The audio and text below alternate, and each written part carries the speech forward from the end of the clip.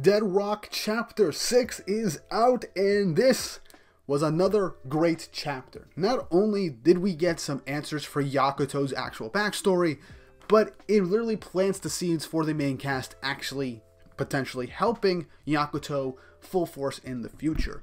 And I kind of like that we got this reveal of Yakuto's backstory right here so early on, because it establishes his motives. And there might be more to come later down the road with his backstory, with the truth of what's going on, and with what's going on with God. Now, before we get into this chapter, don't forget to like and subscribe and hit the notification bell for updates on future videos. Really helps and shows you guys support the channel and like the content I make here as well. Keeps me motivated to keep making Dead Rock reviews for you guys, and don't worry, I will have some Dead Rock videos planned out in the future, starting next year most likely. Now, with all that out of the way, let's get into the chapter. So chapter 6 of Dead Rock, titled God Saves. And the cover image is Freyr with a character profile. Really nice, but let's just get right into the meat of this chapter. We start off in Class F's homeroom, where everyone, except for Yakuto, since he is in the dungeon at this point, are meeting their new homeroom teacher, who is Saru, whose roots are the great sage Heaven's equal. Obviously, they're referencing Sun Wukong. So his roots are Sun Wukong, or Son Goku from Journey to the West. He states that he's taking Maxwell's place, and he's in charge of this class right now. Chaco makes a pun about his name essentially being, monkey. As he then glares at her, she then just shrivels up and says, "I'm sorry." So Saru says, "I heard you guys went berserk at the Death Arena." Ryzen says that, well, that was Yakuto. But Saru says that, well, I'm in charge of you now, and I won't let you stick a toe out of line again. As he then lifts his hand and says, and about what that Yakuto kid did. He then throws a bunch of pebbles and rubble down on top of the entire class, saying, "I'm holding the whole class responsible for it," as everybody is held and pinned down by a bunch of rocks that fall from the ceiling, breaking even the entrance to the classroom as Saru leaves. As he states, stay like that for a little while. Some time passes as Yakuto is just staggering and slumping over, drained of all energy to get to his classroom. As he enters, he notices everybody pinned down by giant rubble. He's asking, and she's shocked, what the hell happened? As rightfully so, Ryzen says that it's all Yakuto's fault, and they all goes on to say, well, we're kind of being punished because of what you did, and they kind of ask him to get all of this off of him. He then manifests his dragon arm and frees them from the rubble. They thank him for getting them out of the rubble, despite him being responsible for getting them in that position to begin with. Ryzen says, "I'm gonna kill you," as Hein is also like, "I would honestly like to get rid of this hassle right now." Also, Hani mentions that Chaco is gone once more, which oddly suspicious that she disappears so many times in the story. Obviously, we're gonna get some reveal with Chaco in the future, maybe a true form, or something of the like. Some people are speculating that she is the Kakarot waifu that we have been seeing in previous chapters. That is highly possible. But, moving on, Mikoto compliments Yakuto on how strong his Black Dragon powers are. But Yakuto just says, "This is the max I could do right now."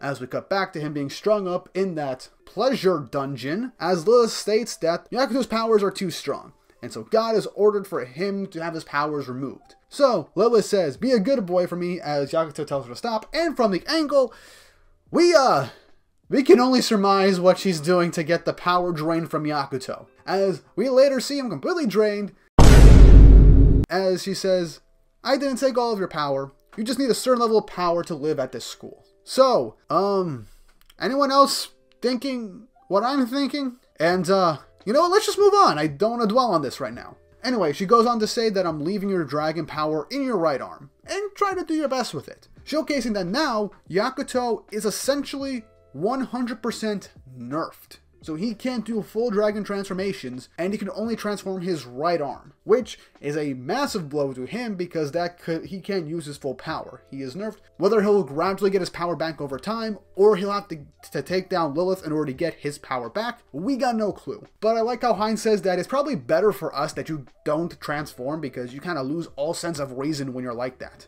And Yakuto says, well, I've nearly lost all my power, and it was stolen away over the last 3 days. But he goes on to say that my efforts did bear fruit. I found someone who can help kill God. As he flashes to the Kakarot waifu, whose name we still do not know. He says that she told him that there is a book that has God's weakness written in it. And it's in Deadrock's library, Car's Velocity. As Mikoto states, that it is a gigantic labyrinth that holds all of the books in the demon world.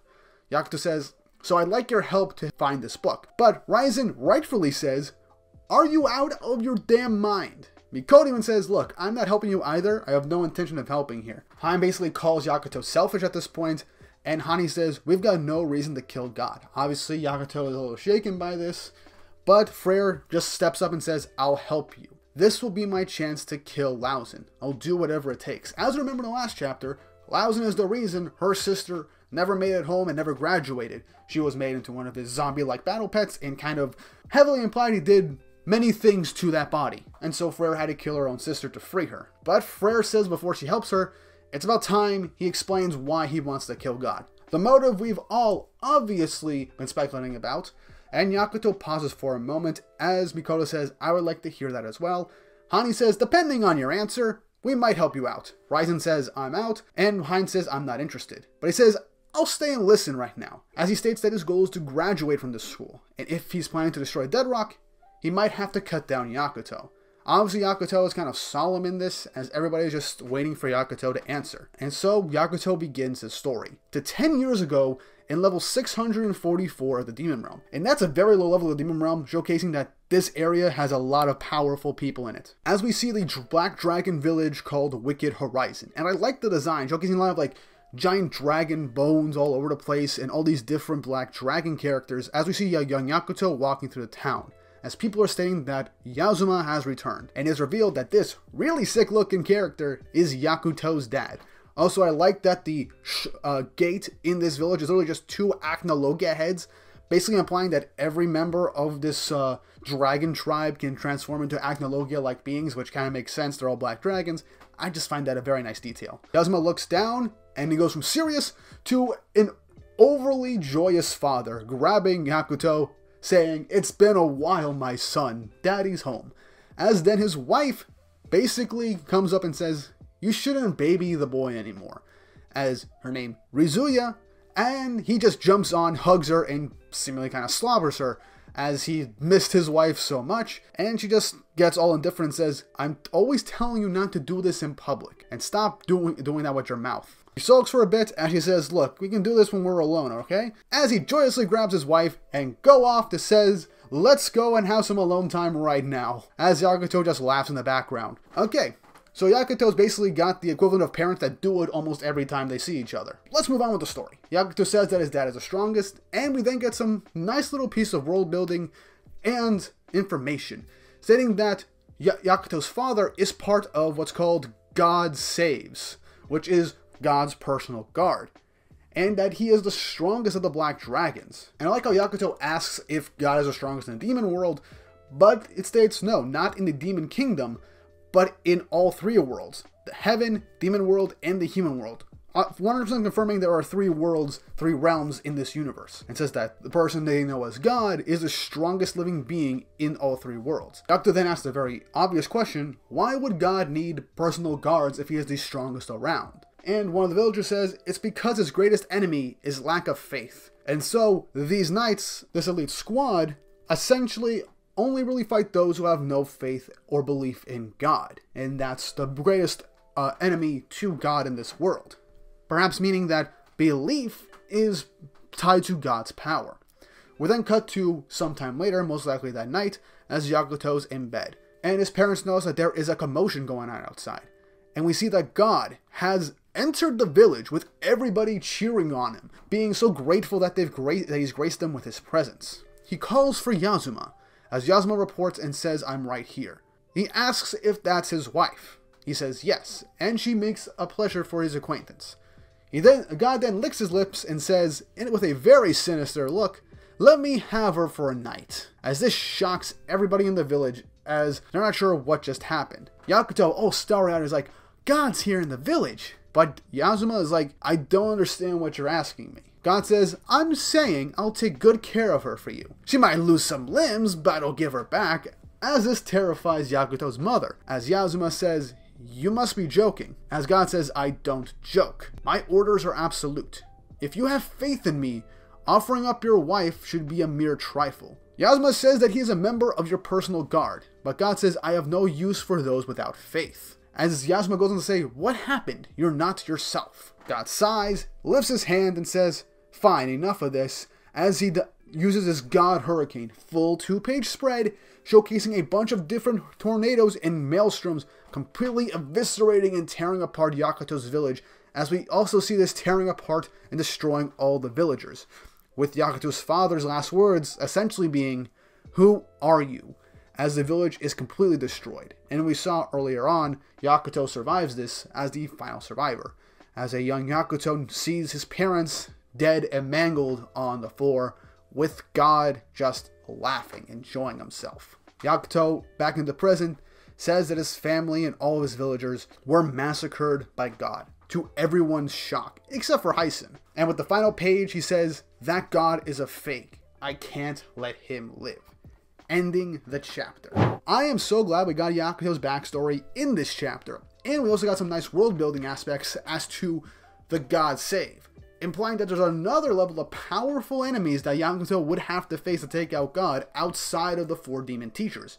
We have this elite squad, but we have no idea if they are still alive, because Yakuto's father was one of them and he was killed by God. And based off the information in this chapter we've got of God, and Yasuma has met God before because he's in his personal guard, him being confused at God's personality, his requests, and everything heavily implies that this guy is somewhat of an imposter. Now we can go with the fact that this is a fake God masquerading as the God of this universe, or perhaps this God was somehow corrupted and became evil the way he is right now.